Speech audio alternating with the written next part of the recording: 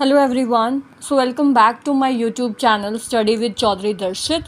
So today we will discuss about microorganism for CTET, and it is also a topic for class 8 and for microbiology students, for DMLT and pharmacy students.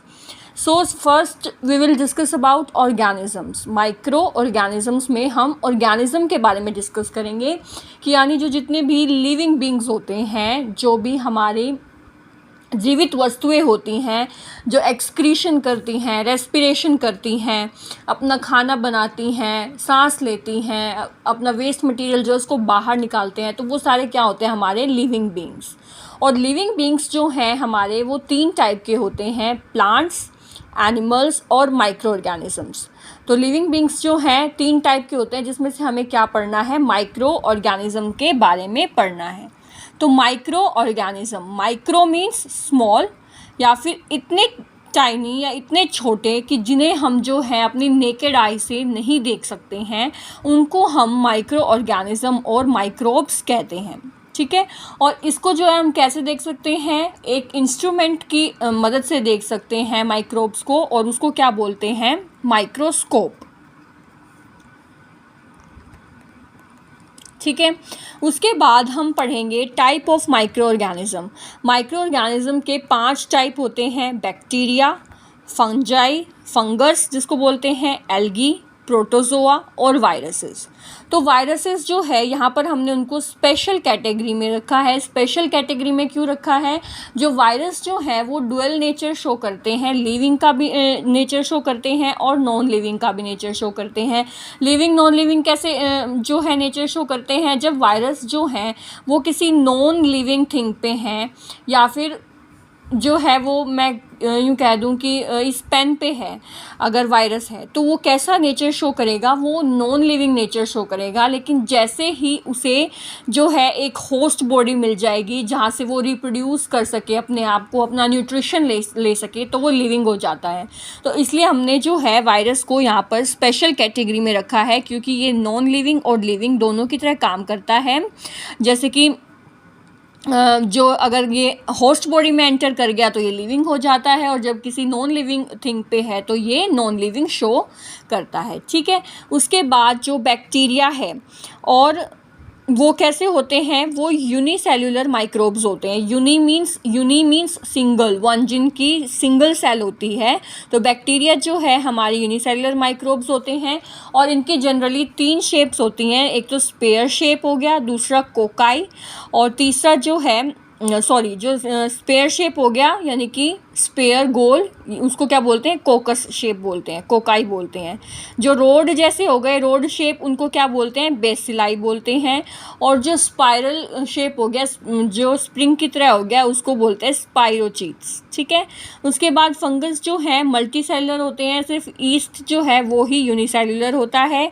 उसके बाद हम बात करेंगे algae की। तो algae जो हैं वो ऑटोट्रॉप्स होते हैं, मल्टी सेलुलर ऑर्गेनिज्म होते हैं। और यहाँ पर एक क्वेश्चन बार बार पूछा जाता है कि फाइकोलॉजी क्या होता है। तो फाइकोलॉजी क्या होता है, फाइको मीन्स एल्गी, तो लॉजी मीन्स स्टडी। तो जो एल्गी की स्टडी जो है करते हैं उसको बोलते हैं फाइकोलॉजी, और जो फंगस की स्टडी करते हैं उनको बोलते हैं माइकोलॉजी, MYCO, माइकोलॉजी। ठीक है, उसके बाद जो माइक्रो ऑर्गेनिजम्स हैं वो एवरीवेयर एनवायरनमेंट में मिलेंगे, सॉइल में मिलेंगे, एयर में मिलेंगे, वाटर में मिलेंगे, एक्सट्रीम टेम्परेचर में, प्रेशर में, सैलिनिटी में जो है ये हमारे जो माइक्रो ऑर्गेनिज्म है एग्जिस्ट करते हैं। इवन हमारी जो बॉडी पे जो है वहाँ पर भी जिलियंस ऑफ माइक्रोब्स जो हैं मिलेंगे। फिर जो हमारा टॉपिक आता है इसमें वो आता है beneficial as well as harmfulness.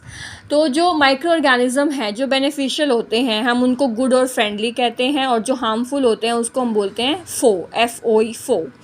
तो पहला जो है बेनिफिट क्या है कि मिल्क में एक बैक्टीरिया होता है लैक्टोबैसिलस, और वो लैक्टोबैसिलस जो है क्या करता है, मिल्क को थिक करता है और कर्ड बना देता है।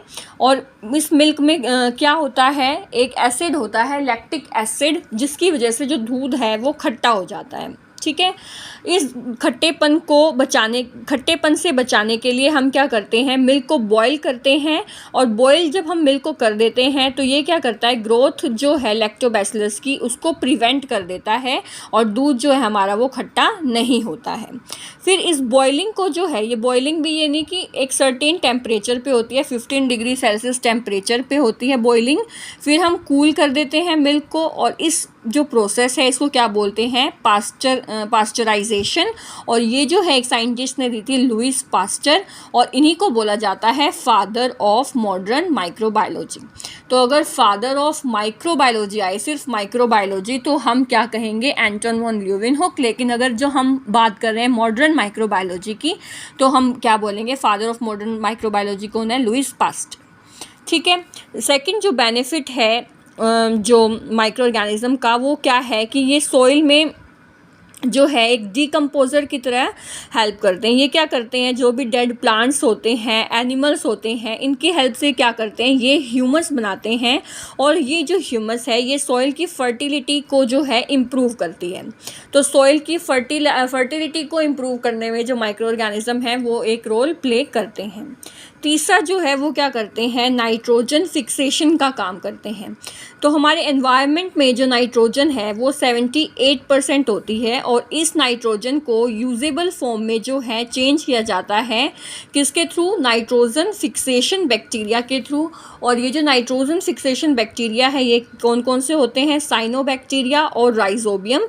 ये क्या करते हैं, इस नाइट्रोजन को किस में चेंज कर देते हैं, नाइट्रेट्स में चेंज कर देते हैं।